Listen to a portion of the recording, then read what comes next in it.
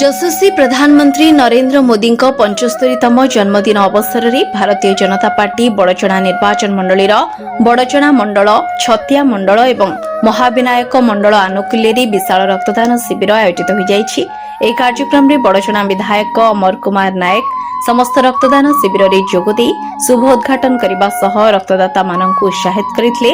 ଅନ୍ୟମାନଙ୍କ ମଧ୍ୟରେ ଜିଲ୍ଲା ସଭାପତି ଦେବଯାନୀ ପ୍ରଧାନ, ବଡ଼ଚଣା ମଣ୍ଡଳ ସଭାପତି ବିମଳ ପ୍ରସନ୍ନ ପ୍ରଧାନ, ଛତିଆ ମଣ୍ଡଳ ସଭାପତି ବିଶ୍ୱଜିତ ସାମଲ, ମହାବିନାୟକ ମଣ୍ଡଳ ସଭାପତି ମାନସ ରାଉତରାୟ, ବ୍ଲକ ଅଧ୍ୟକ୍ଷା ମିନତୀ ସେନାପତି, ବ୍ଲକ ଉପାଧ୍ୟକ୍ଷ ବିଭାସ ଚନ୍ଦ୍ର ନନ୍ଦ, ଜିଲ୍ଲା ପରିଷଦ ସଭ୍ୟ ଅରବିନ୍ଦ ସାମଲ, ଜ୍ୟୋତିନ୍ଦ୍ର ନାୟକ, ଦର୍ପଣ ସରପଞ୍ଚ ରଞ୍ଜନ କୁମାର ଦାସ, ଭୂଷଣପୁର ସରପଞ୍ଚ ଯଜାତି କେଶରୀ ରାଉତ ଓ ସମସ୍ତ ଜୋନ୍ର ବହୁ ସରପଞ୍ଚ ସମିତି ସଭ୍ୟମାନଙ୍କ ସହ ଦଳୀୟ କାର୍ଯ୍ୟକର୍ତ୍ତାମାନେ ଯୋଗଦାନ କରିଥିଲେ।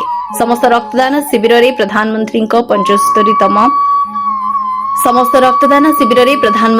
75ତମ ଜନ୍ମଦିବସ ଉପଲକ୍ଷେ 75 ୟୁନିଟ୍ ରକ୍ତ ସଂଗ୍ରହ କରିବା ପାଇଁ ଲକ୍ଷ୍ୟ ରଖିଥିଲେ।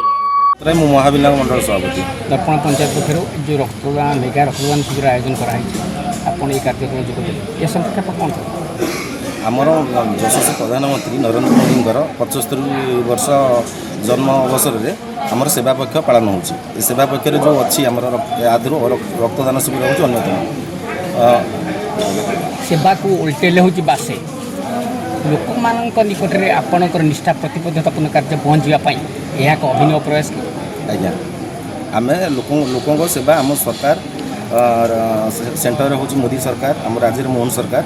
ଏଠି ଆମର ବଡ଼ଚଣାର ବିଧାୟକ ଆପଣ ଜାଣିଥିବେ, ମାନ୍ୟବର ବିଧାୟକ ଶ୍ରୀକୃଷ୍ଣ ଅମର କୁମାର ନାୟକ ମହୋଦୟ, ସେ ଦିନ ରାତି ଲୋକଙ୍କ ସେବା କରି ଚାଲିଛନ୍ତି। ଆମେ ତାଙ୍କରି ସେବା ମନୋବୃତ୍ତି ନେଇ ଆଗେଇ ଚାଲିଛୁ।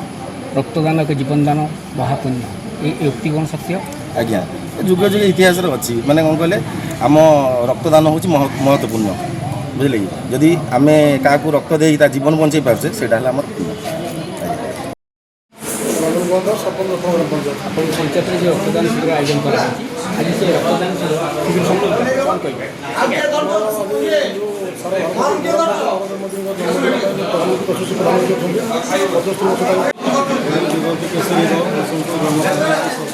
ଦର୍ପଣୀ ପଞ୍ଚାୟତ ଯେଉଁ କାର୍ଯ୍ୟାଳୟ ଯେଉଁ ରକ୍ତଦାନ ଶିବିର ଆୟୋଜନ କରାଯାଇଛି, ଏ ରକ୍ତଦାନ ଶିବିର ଆୟୋଜନ ସମ୍ପର୍କରେ ଆପଣ କ'ଣ କହିବେ? ନିଶ୍ଚିତ ଭାବରେ ଏକ ସୁନ୍ଦର ପଦକ୍ଷେପ ଦର୍ପଣୀ ପଞ୍ଚାୟତର ସରପଞ୍ଚଙ୍କୁ ସ୍ୱାଗତ କରୁଛୁ। ଆଉ ବଢ଼ିଆ ସୁନ୍ଦର ପଦକ୍ଷେପ ନେଉଛନ୍ତି। ଆଗାମୀ ଦିନରେ ଯେଉଁ ଲୋକମାନେ